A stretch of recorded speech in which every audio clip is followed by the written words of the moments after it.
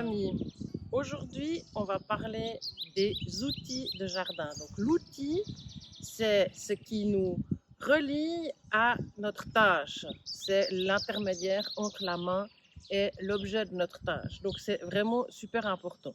En fait, en jardinage, il n'y a pas besoin d'avoir beaucoup d'outils.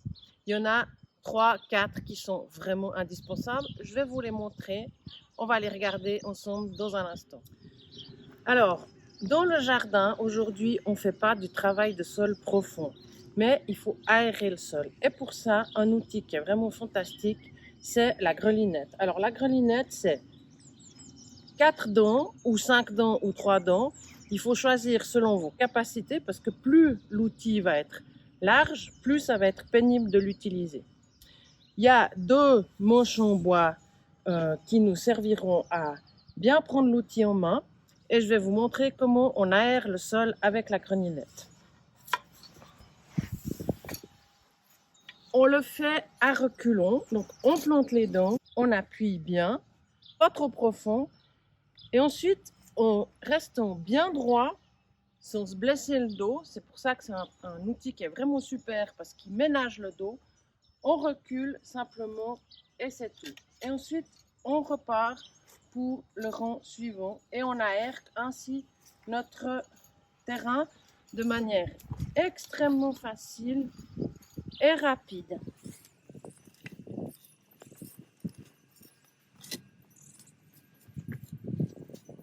Si vous ne voulez pas investir dans une grelinette, vous pouvez choisir la fourche beige. Ça va aussi bien pour aérer le sol, pour enlever les adventices par exemple, et en plus alors pour sortir certains légumes par exemple comme les pommes de terre. Donc là, même principe, mais c'est un petit peu plus pénible pour le dos. Donc, simplement, on plante, on pousse un petit peu et simplement on fait comme ça. Voilà, et on aère comme ceci, tout doucement, le sol, sans jamais retourner le sol, juste aérer le sol. Ça va très bien aussi pour enlever les mauvaises herbes. Un troisième outil que je trouve vraiment très utile au jardin, c'est la serfouette. Alors la serfouette, il y en a avec un tranchant carré ou avec un tranchant en pointe.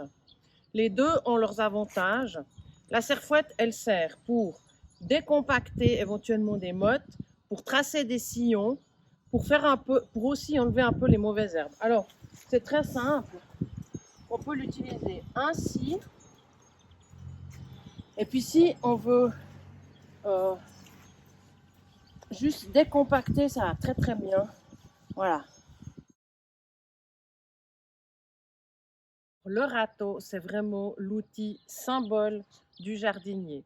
Il faut le choisir avec des dents pas trop recourbées.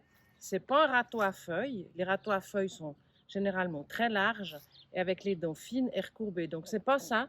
Là, c'est vraiment des dents assez épaisses, peu recourbées. Et puis, il ne faut pas le prendre trop large non plus, parce qu'après, il devient difficile à manier. Il nous sert à aplanir le sol, et puis alors, on peut aussi tracer des sillons à l'aide du côté plat du râteau. Donc, pour aplanir, c'est vraiment assez naturel. Et puis, pour tracer un sillon, on peut s'y prendre ainsi, par exemple, pour semer des carottes ou quelque chose comme ça. On peut faire notre semis et ensuite, on tasse avec le dos du râteau. Les grands outils qu'on a vus à l'instant, c'est des outils qui sont vraiment utiles dans les grands jardins. De plus en plus aujourd'hui, on fait des jardins surélevés, par exemple, ou sur des balcons. Et là, des tout petits outils suffisent très bien pour faire les tâches essentielles qu'il y a à faire.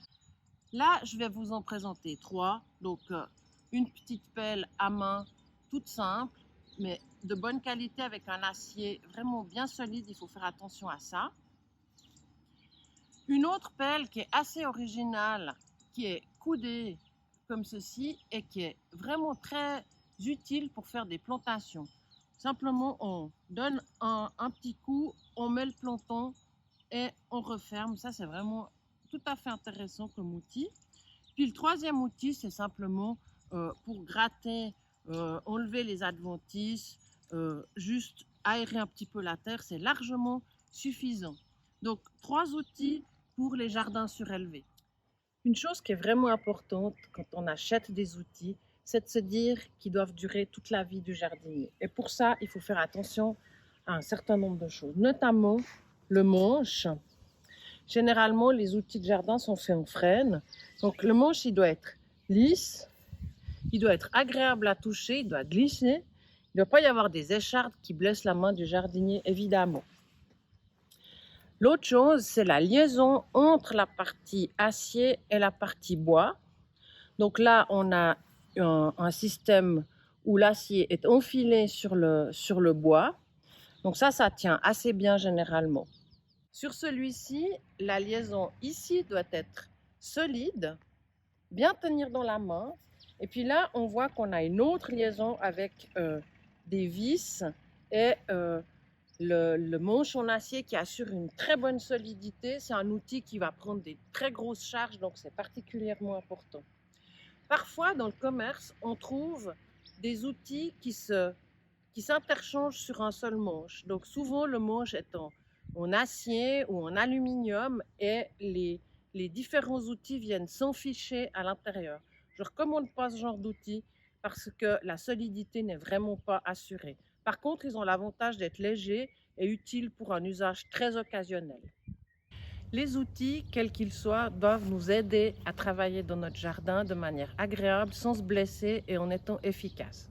Voilà, je vous souhaite beaucoup de plaisir dans vos jardins.